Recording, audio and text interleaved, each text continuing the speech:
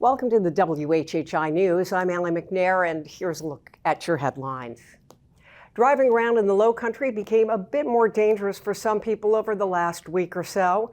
26-year-old Oscar Jimenez Coronado of Bluffton has been charged with attempted murder and other gun and drug charges after allegedly shooting at another driver in an apparent road rage incident on Highway 278 near Burnt Church Road. The other driver said he had unintentionally cut off Jimenez Coronado a few moments earlier. Authorities located Jimenez Coronado using traffic cam video near Windmill Harbor. Now, just the day before, 2 people were arrested by Port Royal police after shots were fired at a car on Ribaut Road from a restaurant parking lot.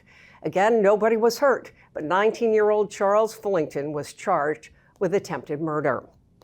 With all the concern over the operation of the Daufuskie Island ferry and the Sapelo Island gangway collapse last weekend in Georgia that killed 7 people, Beaufort County dock inspectors have been out checking all of the county-operated boat landings, and so far they report that everything is okay.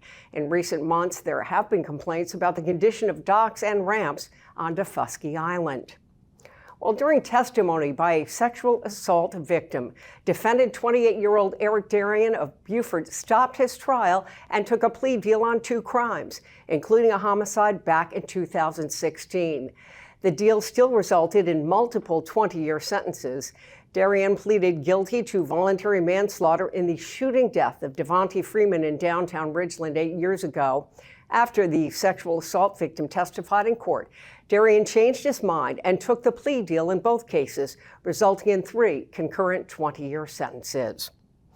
Well, how about an activity that might not be all that political, but will affect the lives of those who live and work anywhere near Ribaut Road north of the Broad?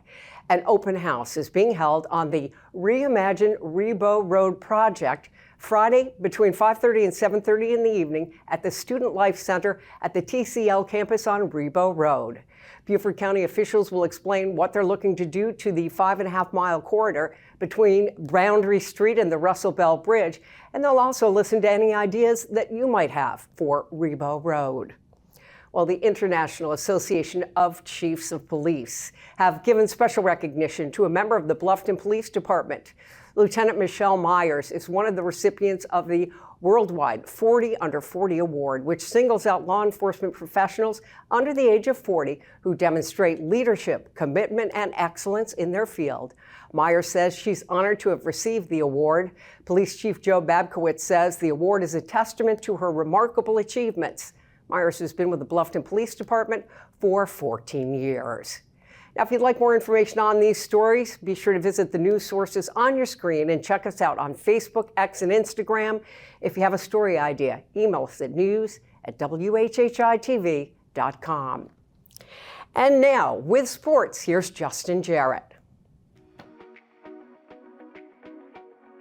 Hey, it's time for Last Night in the Lowco on WHHI, powered by LowcoSports.com.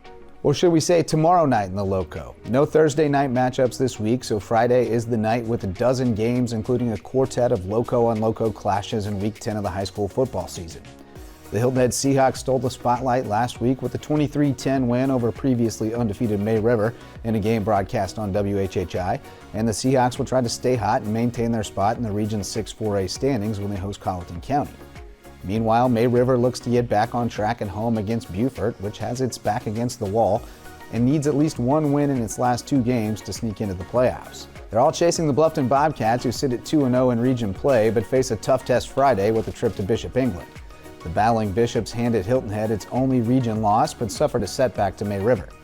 Hampton County looks to bounce back from last week's loss to Barnwell when the Hurricanes travel to Seabrook to face a Whale Ranch team that has won its first 2 Region 5 2A games by 2 points each behind a stout defense, while Battery Creek travels to Orangeburg-Wilkinson hoping to move up in the Region 6 3A standings, and Hardyville hits the road to Branchville for a non-region matchup.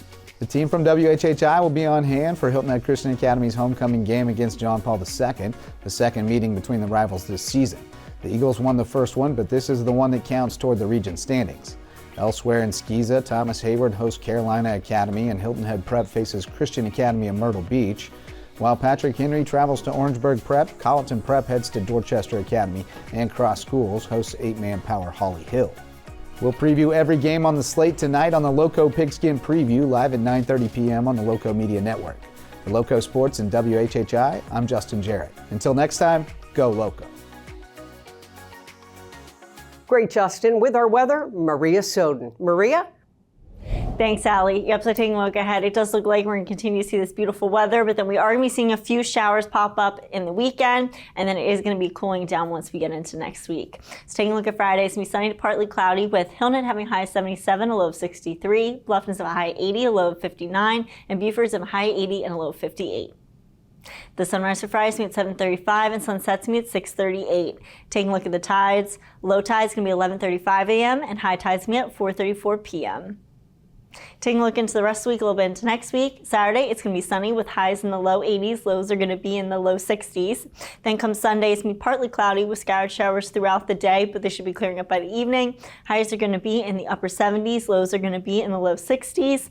And then come Monday, it's going to be cloudy and breezy and cooler, with highs only getting up into the low 70s. Lows are going to be in the upper 50s. That's it for your Low Country Crawl Spaces weather. Let's head it back to the desk.